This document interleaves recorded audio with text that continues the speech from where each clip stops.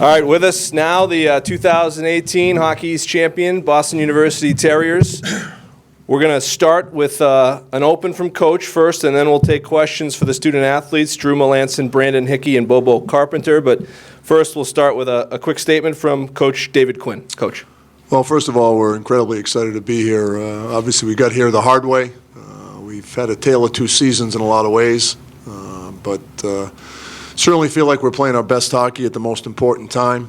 We kind of feel like we've been playing one-and-done hockey for about 2 months now, so we're certainly used to this type of pressure and the situation that we're in, and obviously it's an incredible field this year. Really, since I've been back as the head coach at BU, this is probably the most wide open the national tournament has been. I think all 16 teams feel like they have a chance, and rightfully so. And there's an awful lot of parity in college hockey. There's a lot of really good teams. I don't know if there's a great team. There's certainly 4 really good teams in this bracket. I think that we're in store for 2 really good hockey games. We had a great game with Cornell in November. Unfortunately, we came out on the wrong end of it. We feel like we're a much different team and a better team than we were back then, as is Cornell. And it's what makes college hockey so exciting, and I think we're all in store for a great weekend of hockey. All right, thanks, Coach. We have 2 microphones in the room. If you have a question for the student athletes, we'll bring the mic right over. Rich in the front row here. Hey, Rich Thompson. Brandon, just talk about bringing these freshmen along real quick in where they are right now in March. Yeah, obviously, it's a fun time of year. I was there as a freshman as well. It's obviously a little bit nerve-wracking. You're a little bit intimidated by the bright lights and the national tournament and everything like that. But when you're a young guy, you're kind of oblivious as well too. So maybe ignorance is bliss at this point. So I think everyone's adjusting really well. Everyone's really excited to play, and the young guys bring a lot of energy, and it's really refreshing. And it really re-energizes the team. So I think they're in a good spot right now. They've been playing some really mature hockey the last couple months, and I think that's really helped us have the success that we've had, is them playing like a mature bunch, like they're not freshmen, that they're like upperclassmen. So that's something that we've really focused on, and they've done a really good job of so far.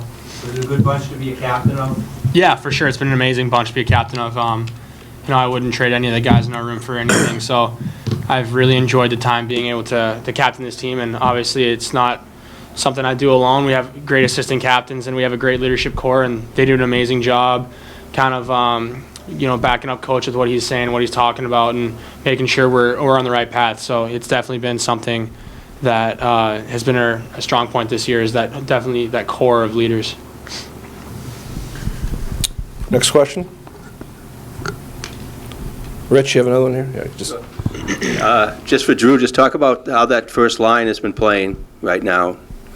Yeah, we've been doing great things, but we really have 2 first lines, honestly. When you look at the total goals scored, the Carpenter, Bowers, and Cockrell line really does a lot of great things for us, and it's great to play with Brady and Greeny. Obviously, those guys are 2 physically dominant players, and I think we have a good mix of speed, skill, grit.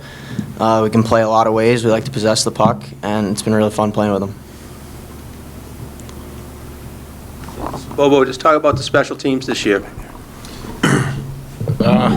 Our power play has always kind of been the key piece in games, either helping us lose or helping us win, and I definitely think in our second half we've kind of clicked it. So it's been nice to finally get those pucks in the net. Our PK, we take pride in how hard we work on that, and it's been a real strong asset we have all season, and we trust each other out there, and I really think that's what's gotten both of them to where they are now, and hopefully they'll help us again tomorrow. Question in the back, Jen. Yeah, 2 questions for Drew, if he could handle them. Bernie Corbett from Hockey on Campus. First of all, Drew, what has it meant to your game to have the opportunity to play on that first unit with Greenway and Kachuk? And secondly, how much of a contributing factor was sitting next to me on the flight home from Arizona to turning your season around? I give all the credit to you, Bernie. Thank you. But yeah, I've alluded to it before, but those guys are 2 of probably the most physically dominant players, which is very impressive. Greeny with his size, and Brady just being an 18-year-old kid. but they possess the puck. They put me in a ton of positions to create space and help create space for them and score goals. And I mean, I think it shows with my productivity the second I started playing with them, the second I started putting points on the board. Jen? Hi, Brandon, hi. Jen Tolan from the Worcester Telegram. Coach mentioned you're a much different team than you were when you played Cornell early in the season. What's the biggest difference, do you think, between then and the team you are now? I think it's the maturity that we're playing with right now. You know, early on in the year, we were trying to score those highlight reel goals. I think everyone, like, the skill on our team really, like, everyone wanted to, like, show it off and showcase that. But, you know, since the second half of the year started, we've been kind of playing a more mature style of game, more north-south. But at the same time, being able to make those plays as you're going north-south, like, we're not forcing anything. Like, we're getting pucks in when we have to, getting pucks out when we have to, and we're taking care of the puck, which is a big thing. Because when you have the puck, it's hard for the other team to score. So it's something that we take pride in, and that, like, we control the puck, and it kind of, like, helps us dictate the pace of the game. And when we play at our pace, that's when we're our most successful. So I definitely think that's been our strong suit the second half here. Any other questions for the student athletes? Okay. Gentlemen, thank you very much. Good luck to you on Saturday. Thank you.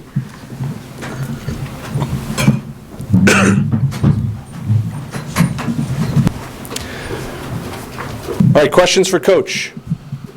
We'll start, Rich, right here. Dave, just talk about Jordan post-Olympics. I mean, his numbers are phenomenal. He just come back any kind of different kid or anything? Or Yeah, I think one of the things that happens when you play in those international tournaments, and you see it happen an awful lot with the World Juniors, guys come back with a whole new level of confidence. I think that gets magnified when you go to the Olympics and have the success he had. I think he came back with a little bit more swagger, and I've said this a lot about Jordan. You know, he's not an alpha. He's not a guy that's got a lot of swagger to him. You know, he's not an alpha male. One of the things that I think he's learned to have while he's been at BU is to play with confidence. And one of the things we say to him all the time, why can't you be one of the next great American players? And, you know, I think he's slowly starting to realize how good he can be and how good he actually is. And I think he came back from the Olympics with a whole new level of confidence. And I think he understood, you know, the impact he could have at our level and how dominant he could be at our level.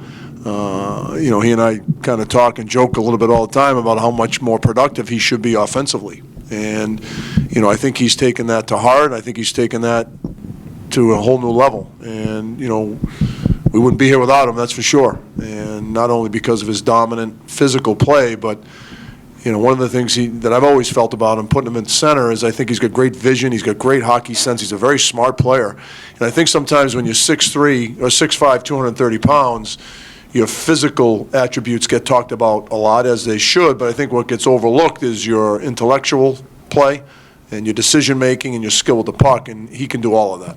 normally you'd send a guy like that into the corners. I mean, what made you want to put him in? Because I wanted the puck on his stick, because good things happen when the puck's on his stick. He can make a play. And, you know, 6'5", 230 pounds, centermen don't fall off of trees.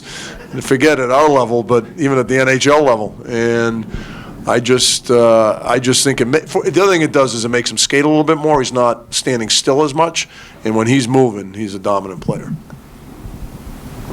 Jen? Dave, you were just joking out in the hallway about people calling you for tickets, but do you like that you're closer to home this year after kind of having to go across the country the last couple of years? Yeah, without question. This is going to be a lot of fun, I think, for all the schools here. You know, obviously us and Northeastern are really close. Cornell travels no matter where they go, and Michigan's Michigan. Michigan has a strong alumni base out here in New England, and I think it's going to be an incredible atmosphere. I know we've sold all our student tickets, and there's going to be a strong contingent for BU, as I would imagine for Cornell, Northeastern, and Michigan. So, you know, obviously going out west the last 2 years, you lose that little bit of support, but we're certainly going to have it tomorrow, and it's made a difference for us. You know, we had a great crowd at the Garden this past weekend, and our guys thrive off that. I was just over here, people talking in the press room. They think this is the most competitive of the regionals. Do you kind of see it that way? Well, like I said, I think this whole national tournament is incredibly competitive, and, you know, I look at the games across the country, and, you know, there's not a lot of games you go, well, I really expect that team to win. I mean, you look at, I was actually shocked yesterday reading a stat that Denver's been in the national tournament 11 times in a row. That's number one. Providence 5. That's number 2. And us 4, which is third in the country, which really shocked me. And I think it speaks to the parity of college hockey. I mean, there's a lot of good teams. The landscape of college hockey has changed an awful lot in the last 6 or 7 years with guys leaving early and, older players emerging and becoming better players. And, but I can understand why people think that with our region. I think we've got a very strong region for sure, and I could see why people think this might be the most competitive region. In the back, Coach Joe. Hi, Joe Piscalis, Charter TV3. Coach, you said that you've grown since your last game against Cornell at Madison Square Garden. How has your team grown? Could you go into detail about that? Well, in a lot of ways, as Brandon was talking about, we've played a much more mature, simplistic style of hockey lately. I think there's also a lot of pieces in the right place. When you have 8 freshmen and you're moving people around, you're trying to figure out line combinations and deep pairings, and I think we've got some continuity in our lines. Our goalie has been very good. Jake's had a great second half. Our decors played a lot better. We're coming out of our end cleaner. And we feel like all 4 lines. I mean, we won that tournament this weekend because all 4 lines contributed. I know Greenway and Melanson and those guys get all the attention, but I mean, Amonte and Crone and Curry played really well, and then on Saturday night, the Phelps, Shabbat, Olsen line was outstanding for us. I mean, they played almost 11 minutes, and what that does is it allows Greenway, Kachuk, Melanson, Bowers, Cockrell, Carpenter. They don't have to play 24 minutes, and now they're better players when they're out there. So it's all tied together, and we're truly playing like a team. Not that we weren't a team earlier in the year, but I think guys are trying to find their identity and their place in our lineup. I think there's a lot of clarity of what's expected of each guy, and they understand their roles. And one of the things that I think we're playing hockey. Not that we were playing selfish hockey before, but everybody's in the right place, we feel, and we feel like everybody's in the best place for them to succeed as individuals and collectively. Also, analytics in hockey is fairly new, and I saw you have a full-time analytics member on the staff. How do you take those statistics and get them to the players to get them the most, let's say, resources possible? You pick and choose what you tell them, and I don't want to overload them with too much to think. It's more for our staff. Maybe there's some glaring number that's an outlier, and maybe you want to spend a little bit more time in that area. But we don't use it, too much where it's going to completely affect our coaching. But it's certainly nice to have some stats, and it may validate what we're thinking, or it may dispute what we're thinking. And it's done both of those throughout the season. Thank you. Yep. Jocko and Bernie. Hi, Quinny. Jocko Conley, Boston Herald. Quinny, your move of Greenway from outside to center, can you recall any parallel, like in the college game like that? One I can remember is when Jerry York moved Brian Boyle, another like 6'7" center, back to defense when they played Michigan State. I believe it was 2006, something like that. Right. Can you recall any other moves, either on the NHL or college level, that comparable? Yeah. Well, from us, I know 3 years ago we moved Ati Oxenden from defense to left wing. After my first year, we won 10 hockey games, and I thought I should be selling insurance instead of coaching hockey. One of the things we noticed is, Ati had such great skills, and every time we play a cross-ice game, all he was doing was scoring goals, and then we thought, well, why don't we put him closer to the net? Because he's such a big, strong player, and, we moved him to left wing, and, he ends up scoring 25 goals a year. We played for the national championship. So I know Jerry did that with Boyle, and that made a huge difference for them. I've always, watching Jordan, I always thought he should be a center. I just thought when you're 6'5", 230 pounds, you've got the vision he has, you have the hands he has. That's the making of an ideal center. And, it frees him up a little bit more. He's not stopping and starting as much. He's moving. He's more, keeps a big body moving. And when he's skating, he's dangerous. And, he's such a smart player. I think, and I said this earlier, his physicality gets talked about a lot. But, the thing I love about him is when you're that big and that smart, you've got a special player. Bernie back here. Yeah, Coach Quinn, Bernie Corbett, where, Men's Health Magazine. Everywhere, really. Yep, true.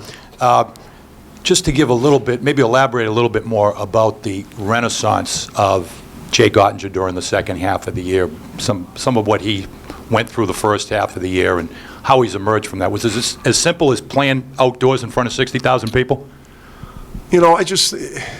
Pressure on these kids is real today, and I don't know if people really understand it. Jake's a kid, and he'd probably be the first to tell you he didn't have the first half he wanted. And you get drafted in the first round. You're going to play on the World Junior team. There's talk that you might make the Olympic team. There's a lot going on in his head, and to the fault of nobody. I mean, that's just the world we live in today. And, as he was going through the first half and people were asking me about him, the one thing I kept saying is, well, let's see what happens and how he handles the situation when he actually turns 19 years old. And I think what can get lost in all of this, because he's 6'5", people forget he's a kid. And he was an 18-year-old kid. And I had zero doubt that Jake Ottinger was going to be an elite goalie again. And you go through peaks and valleys. That's just sports. And, I'm not surprised he turned his season around, and I am not surprised we turned our season around. And, we were 8-11. It didn't look, things didn't look too good, and we were reeling, and we just chipped away at it. And he really led the charge for sure. Thanks, Coach. Any other questions for Coach? All right, Coach, thank you very much. Good luck to you tomorrow, 1 o'clock, Boston University and Cornell.